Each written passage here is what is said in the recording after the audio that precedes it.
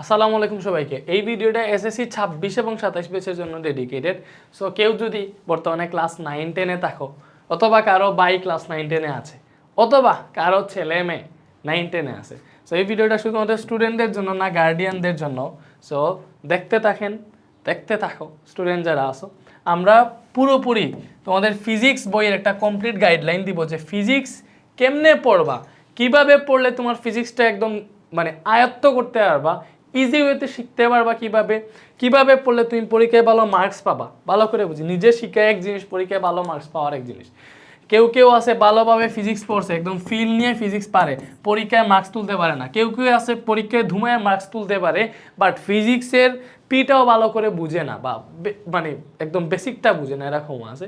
So ultimately আমাদের দুইটা March করে পড়তে হয়। শুধুমাত্র যে আমি ঠিকঠাক মতো পড়লাম, বেসিক্স অফ ফিজিক্স পড়লাম, পরীক্ষায় গিয়ে মার্কস পাইলাম না প্র্যাকটিসের অভাবে, তাইলে কিন্তু হবে না। আবার আমি ধুমিয়ে ম্যাথ সলভ করে গেলাম, ওইখান থেকে কমন চলে আসলো, এক্সামে মার্কস পাইলাম, এক্স্যাক্টলি ওই সেম জিনিসটা কোনো স্টুডেন্টকে বুঝাইতে গেলে আমি বুঝাইতে পারি না। তো এই যে ব্যাপারগুলা সবগুলা হচ্ছে একদম মানে ক্লিয়ার হয়ে যাবে আজকের এই ভিডিওতে।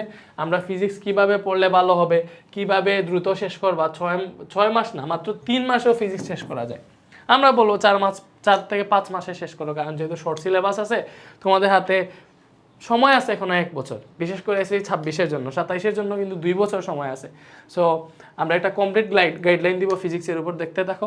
সো ফার্স্টেই ভাইয়া ফিজিক্স পড়া শুরু করবা কেমন? অবশ্যই এখন বই দিয়ে দিছে, তোমরা হাতে বই পেয়ে গেছো। যদি না পেয়ে থাকো, অবশ্যই তোমরা গুগল থেকে বইয়ে পিডিএফ নামাইতে পারবা।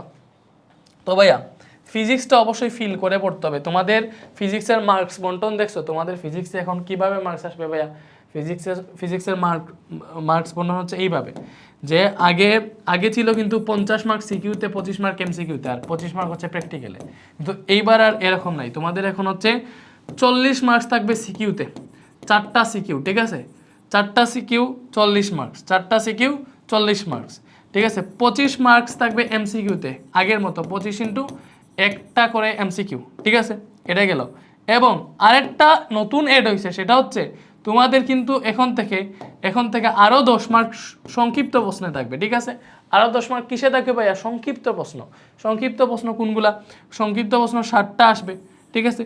60টা থেকে এখানে 10 মার্ক, তোমার 5টা আনসার দেওয়া লাগবে আর কি, এই যে শর্ট কোয়েশ্চেন যেটাকে বলে। তো এটা হচ্ছে তোমাদের মার্ক বন্টন। এই 75 হচ্ছে তোমাদের, মানে এই 75 এক্সাম হবে, বাকিগুলা প্র্যাকটিক্যাল, ঠিক আছে? এটা হচ্ছে তোমাদের ফিজিক্সের মার্ক বন্টন। সো আমাদেরকে এমনভাবে পড়তে হবে যাতে বেসিকটাও ক্লিয়ার হয় এবং এগুলোও যাতে ভালোভাবে আনসার করে আসতে পারি, ঠিক আছে? তো ফার্স্টেই ভাইয়া তোমাদের বর্তমানে একাডেমিক বইয়ের যে অবস্থা, সেই বই রিডিং পড়তে যদি বলি, তুমি ভালোভাবে বুঝবা না। তো আমি বই রিডিংটা অপশনাল, বই রিডিং পড়বা আর কি, তারপরে কিছুটা বুঝবা। বই রিডিং যেটা আছে ওইটাই পড়া উচিত। সো বইটা ফার্স্টে রিডিং পড়বা, ফিজিক্স বই তুমি হাতে নিছো, নতুন বইটা চ্যাপ্টার 1 একটু রিডিং পড়ার চেষ্টা করবা। এরপরে তোমার কাজ হবে এই চ্যাপ্টারটা কারো কাছে পড়ার, অবশ্যই অফলাইনে কোনো টিচারের কাছে পড়ো, অনলাইনে কোনো টিচারের কাছে পড়ো, এমন টিচারের কাছে পড়বা যে তোমাকে একদম বেসিক থেকে পড়াবে, ভালো করে বুঝে বেসিক থেকে পড়াবে। এই বেসিক জিনিসটা কি? অনেকে সূত্র মুখস্থ করে। লাইক ভাই একটা সূত্রের কথা বলি, মনে করো আমি সবসময়ই বলি যে বল এ ফিজিক্যাল টু এম এ, এটা আমরা সবাই জানি, বল এ ফিজিক্যাল টু এম এ, এটা আমরা সূত্রটা মুখস্থ করি। বাট বল এ ফিজিক্যাল টু কেন হয় এটা আমরা জানি না, বা এটা বুঝার ট্রাই করি না। বাট এই যে বল এ ফিজিক্যাল টু এম এ, বেসিক কোন জিনিসটা আমি তোমাকে বুঝাই। তুমি যখন বলে ফিজিক্যাল টু এম এ জানবা, তখন এম এর মান দিছে, বলের মান দিছে, ত্বরণের মান দিছে, দুইটা হিসাব করলেই তোমার বলের মান চলে আসতেছে, এইভাবে পড়তে পারো। বাট এটা এক্স্যাক্টলি কখন তুমি ভালোভাবে শিখতে পারবা যে বলে ফিজিক্যাল টু এম এটা প্রয়োগ করতে পারবা? তখনই ঠিকঠাক মতো, যখন এটার গুড়া থেকে বেসিকটা ভালোভাবে জানবা। বেসিক কি? যে আমরা যখন মনে করো আমি এটা কেমনে পড়াই, আমি বেসিক কোনটাকে বলতেছি, মনে করো এই বল এ ফিজিক্যাল টু এম এটা কিভাবে আসছে ভাই? এটা আমরা জানি নিউটনের দ্বিতীয় সূত্র থেকে আসছে। কি দেখে? নিউটনের দ্বিতীয় সূত্র থেকে। সো নিউটনের দ্বিতীয় সূত্র কি ভাইয়া? নিউটনের দ্বিতীয় সূত্র হচ্ছে ভরবেগের পরিবর্তনের হার। ভালো করে বুঝো, এটা জানি আমরা নিউটনের দ্বিতীয় সূত্র থেকে আসছে। নিউটনের দ্বিতীয় সূত্র কি? ভরবেগের পরিবর্তনের হার। দেখো ভরবেগের পরিবর্তনের হার, ভরবেগ কি? ভরবেগ হচ্ছে আমরা জানি ভরবেগ হচ্ছে পি ইকুয়াল টু এমবি, ঠিক আছে? এটা তো অবশ্যই আগে পড়াবো যখন বল পড়াবো, অবশ্যই, ঠিক আছে? সো ভরবেগের পরিবর্তনের হার তার উপর প্রযুক্ত বলের সমানুপাতিক, ঠিক আছে? সো আমরা এটা হচ্ছে নিউটনের দ্বিতীয় সূত্র। সো ভরবেগের পরিবর্তনের হার কি? মনে করো কেউ ইউ আদি বেগে এম ভরের একটা বস্তু ইউ আদি বেগে এইখান থেকে মনে করো এখানে গেছে, ঠিক আছে, এখানে গেছে তার বেগ বি প্রাপ্ত হয়েছে, ঠিক আছে, তারপর হচ্ছে এম, ঠিক আছে। তখন তুমি ভরবেগের পরিবর্তন দেখো, এখানে তার আদি ভরবেগ এম ইউ আর এখানে গিয়ে ভরবেগ পাইছে তার এম বি। তো ভরবেগের পরিবর্তন কি হবে? শেষ ভরবেগ মাইনাস আদি ভরবেগ, ঠিক আছে। তো তার শেষ ভরবেগ মাইনাস আদি ভরবেগ, এটা হচ্ছে ভরবেগের পরিবর্তন। বাট নিউটনের দ্বিতীয় সূত্র কি? ভরবেগের পরিবর্তনের হার তার উপর প্রযুক্ত বলের সমানুপাতিক। ভরবেগের পরিবর্তনের হার কি? হার মানে সময় দ্বারা ভাগ দেওয়া, তার উপর প্রযুক্ত বলের সমানুপাতিক। এইটা হচ্ছে নিউটনের সূত্র, এটা বলছে। তো এখান থেকে আমরা এফ সমানুপাতিক, দেখো এখান থেকে এম কমন নিলে তুমি লিখতে পারবা v minus u by t নিচে আছে। এইবার ত্বরণ a is equal to v minus u by t আমরা জানি। সো ওইটা থেকে দেখো বল এফ সমানুপাতিক m v minus u by t মানে কি এ।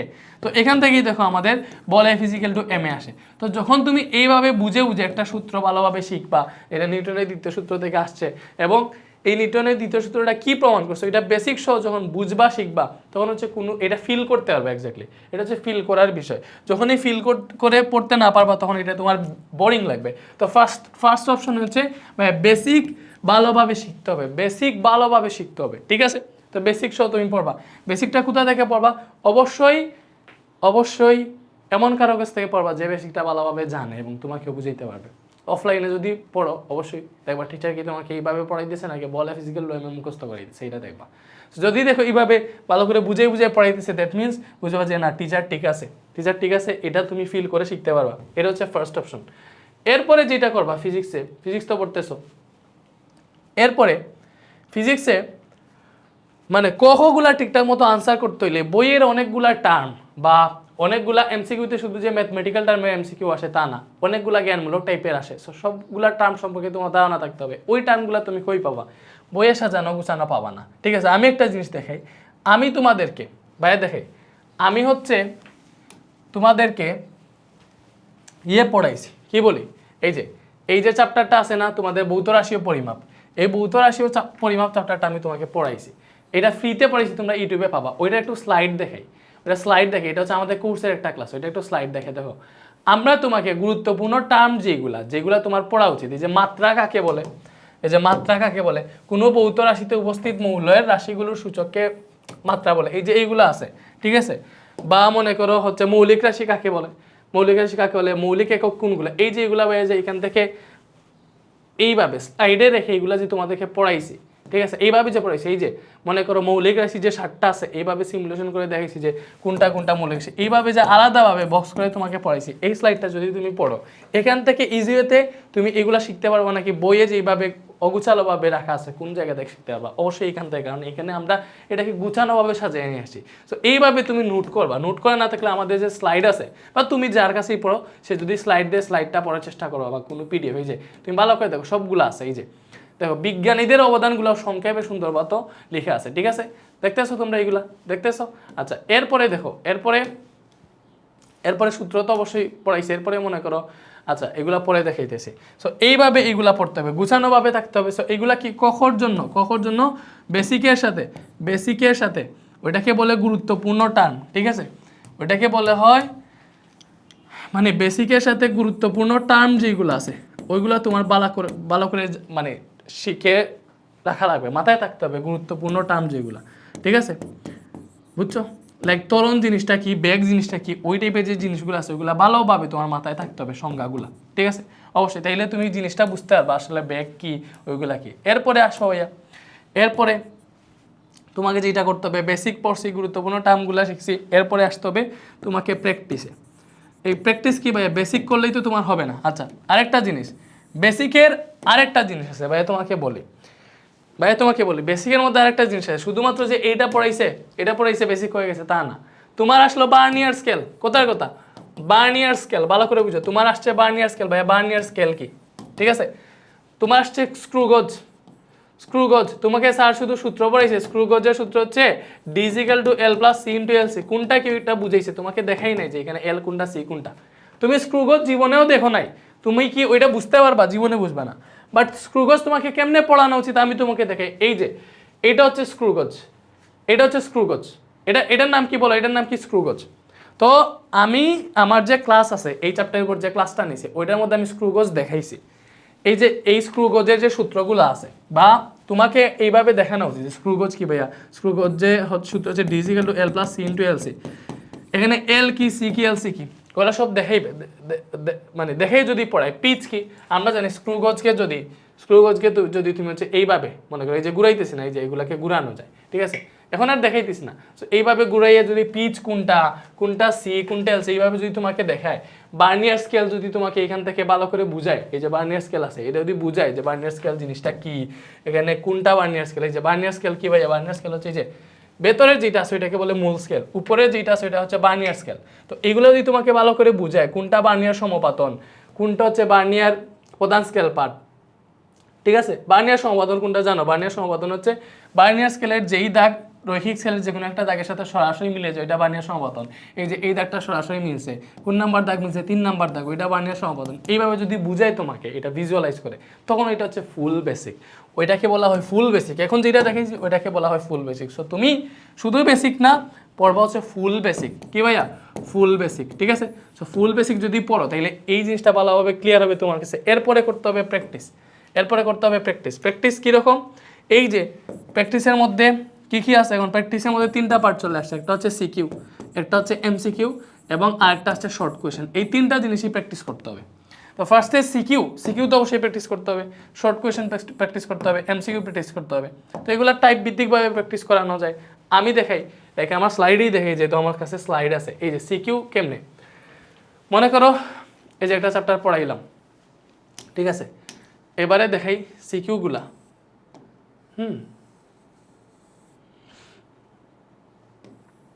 এই যে মনে করো একটা সিকিউ কুমিল্লা বোর্ড 24-এ আসছে, কথা আমি একটু ছোটো করি, কুমিল্লা বোর্ড 24-এ আসছে।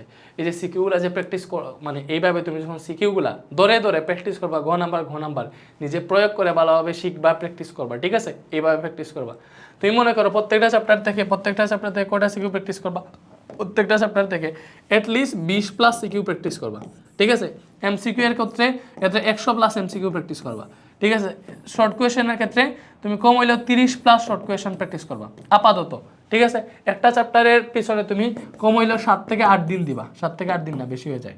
তুমি মনে করো ফিজিক্সের সাথে তো অন্যান্য চ্যাপ্টারও পড়া লাগবে, একটা চ্যাপ্টারের পেছনে তুমি হচ্ছে 7 দিন দিতে পারো, মানে 1 উইক দিতে পারো, যে 7 দিন একটা চ্যাপ্টার ভালোভাবে শিখো। এখন যেহেতু সময় আছে, যেহেতু তোমাদের সময় আছে, বেসিক থেকে পড়তে হবে, তো সিকিউ প্র্যাকটিস করবা, এমসিকিউ প্র্যাকটিস করবা, শর্ট কোয়েশ্চেন প্র্যাকটিস করবা। সবগুলা করার পরে তুমি কি করবা, সবগুলা পড়ার পরে হচ্ছে আসবা এক্সামে, সবগুলা শেষ, এরপরে আমাকে দিতে হবে এক্সাম দিয়ে কি করতে হবে, যাচাই করতে হবে যে আমি যা পড়ছি ওইগুলাকে আমি বুঝতেছি। এক্সাম কই থেকে দিতে পারবা? এক্সাম যদি তুমি যে টিচারের কাছে পড়ো, টিচার যদি এক্সাম নেয় তাহলে অবশ্যই ভালো, আর যদি এক্সাম না নেয় তাহলে প্রত্যেকটা মডেল টেস্টের শেষে দেখবা প্রত্যেকটা চ্যাপ্টারের সিকিউ এমসিকিউ এক্সাম আছে, ঠিক আছে, ওইগুলো থেকে এক্সাম দিবা, তাইলে দেখবো হচ্ছে তুমি কতটুকু প্রস্তুতি হইলে এটা তুমি একদম বুঝতে পারবা, ঠিক আছে। সো এইভাবে তোমার দেখো শর্ট সিলেবাসে বা এসএসসি 27-এর জন্য ফুল সিলেবাস, এগুলাতে ফুল সিলেবাসে আছে ফিজিক্সে পড়ার মতো 12টা চ্যাপ্টার আছে, বাকি 2টা এমনি। আর তোমাদের ইয়েতে দেখো এসএসসি 26-এর সিলেবাসে চ্যাপ্টার 1 2 3 4, ঠিক আছে, চ্যাপ্টার 1 2 3 4 5 আছে নাকি নাই, 7 আছে, 8 আছে, 10 আছে, 1 2 3 4 5 6 7, এই চ্যাপ্টারগুলো আছে, বাকিগুলো নাই, এইগুলো আছে। তো এই যে চ্যাপ্টারগুলো কথা মিস হইতে পারে, এই চ্যাপ্টারগুলো আছে। সো এই চ্যাপ্টারগুলো প্রত্যেকটা চ্যাপ্টার বাইরে যেই ফ্লোতে বলছি এই ফ্লোতে পড়বা। এবার আমি তোমাকে দেখে, আমি যেহেতু এই চ্যাপ্টার তোমাকে ফ্রিতে পড়েছি চ্যাপ্টার 1, তুমি এই চ্যাপ্টারের ক্লাস যদি দেখো আমার ইউটিউব চ্যানেল থেকে, তাহলে তুমি বুঝবা যে আসলে এগুলো কেমনে পড়তে হয়। তুমি আমার ইউটিউব চ্যানেলে যাবাই যা, বা এর ইউটিউব চ্যানেলের নাম কি, আমার ইউটিউব চ্যানেলের নাম হচ্ছে যে ধনুষেন, তুমি এটা সার্চ দাও, দেখবা হচ্ছে প্রায় 82,000 সাবস্ক্রাইবার আছে এইরকম। তো এইটার প্লে লিস্টে যাবা, এই যে দেখবো এসএসসি 26-এর ফ্রি ক্লাস দেওয়া আছে, এটাতে ক্লিক দিবা। ক্লিক দিলে এই যে তোমাকে এই প্লে লিস্টে নিয়ে যাবে। তুমি ফিজিক্স নেই, যে ফিজিক্সের তোমার চ্যাপ্টার 1 আমি ফ্রিতে তোমাদেরকে পড়াইছি, যে এটা হচ্ছে লেকচার 1, এটা লেকচার 2, এগুলাতে যদি যাও, আমি কথা দেখি, মনে করো আমি লেকচার 2-তে গেলাম, এটাতে এই যে এখানে আসো, এডটা যাক, আমি কেমনে পড়েছি এটা তুমি ফ্রিতে দেখতে পারবো, অবশ্যই গিয়ে দেখো, এটা লিঙ্ক কমেন্টে দিয়ে দিব, অথবা ইউটিউব থেকেও দেখতে পারবে, ঠিক আছে। সো এই যে তোমাকে বেসিকটা একদম এগুলা ভালো করে বুঝাইয়া, ঠিক আছে, ভালো করে বুঝাইয়া দেন পড়াইছি। সো এখান থেকে তুমি বুঝতে পারবা কোন জিনিসটা কি, সূত্রগুলা ভালো করে পড়াইছি। এই যে ওই যে এগুলোকে শর্ট কোয়েশন পড়াইছি, ঠিক আছে। এরপরে হচ্ছে আপেক্ষিক ত্রুটি, সব জিনিসগুলোই তো পড়াইছি, সিকিউও পড়াইছি। এবং তোমার মেইন জিনিসটা হচ্ছে সিমুলেশন করে এগুলো তোমাকে দেখাইছি যে কোন জিনিসটা কি, ঠিক আছে, কোন জিনিসটা কি। তো এগুলো তুমি দেখতে পারবা এইগুলা থেকে, ঠিক আছে। তো এই ক্লাসটা দেখো, তাইলে বুঝতে পারবা বেসিক জিনিসটা কি। এবং তোমাকে যেহেতু ফিজিক্স পড়তে হবে, অবশ্যই বেসিক সহ পড়তে হবে।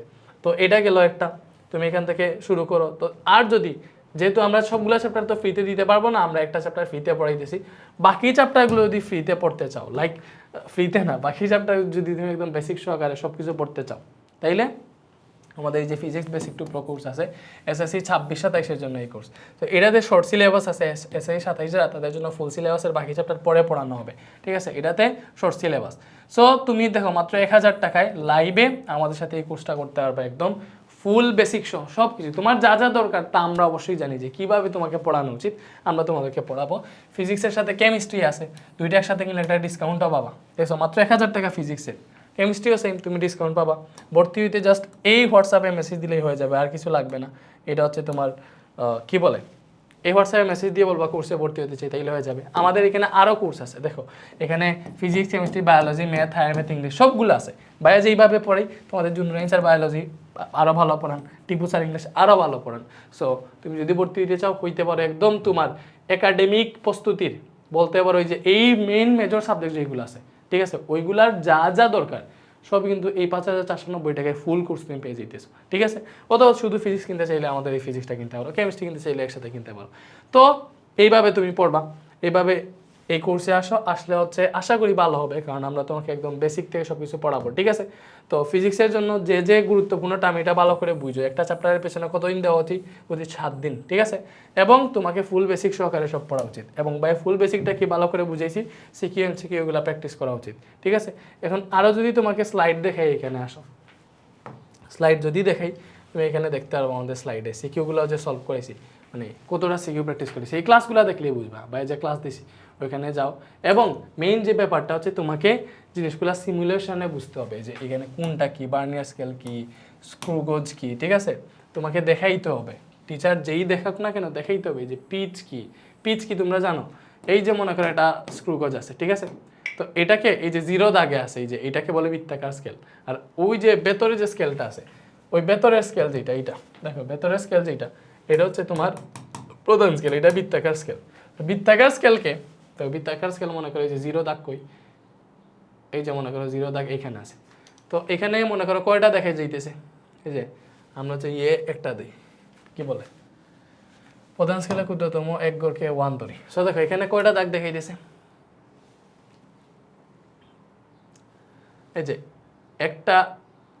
একটা দুইটা তিনটা চারটা পাঁচটা ছয়টা 7টা, তো 7টা দাগ আছে, মানে 7 মিলিমিটার। এইবার দেখো তুমি যদি এই বৃত্তাকার স্কেলকে একবার সম্পূর্ণ ঘুরাও, 0 থেকে যদি আবার 0-তে নিয়ে আসো, যে একবার সম্পূর্ণ ঘুরাইলে বা আরেকটা দাগ বাড়ছে। তুমি দেখো এখানে আগে 7টা দেখাইছিল, এখন 8টা দেখাইতেছে।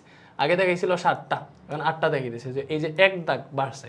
বা বৃত্তাকার স্কেলকে সম্পূর্ণ একবার ঘুরালে রৈখিক স্কেল বরাবর এটা যে দূরত্ব অতিক্রম করে এটাকে পিচ বলে। তোমাকে যখন এইভাবে দেখাবো যে এটা পিচ, এটা তখন ভালোভাবে বুঝবা। বা অন্য কোনো টিচার যে তোমাকে এইভাবে ভালোভাবে এক্সপ্লেন করে সব পড়া হয়, অবশ্যই তার কাছে পড়বা, ঠিক আছে। ইনশাল্লাহ ভালো রেজাল্ট করতে পারবা। সেমভাবে আমাদের বিশেষ করে আমি এইটা তোমাদেরকে বলি যে আমাদের এই ফ্রি ক্লাসটা কইরো, এই ক্লাস 2টা কইরো, ইনশাল্লাহ তোমার এই চ্যাপ্টারে কোনো সমস্যা হবে না। ভালো থাকো। আর কি টাইপের ভিডিও যাবে 26-27 ভাইকে জানাইও, ভাই আসি সব সময় তোমাদের সাথে, ঠিক আছে। আল্লাহ হাফিজ, ভালো থাকো, গুড বাই।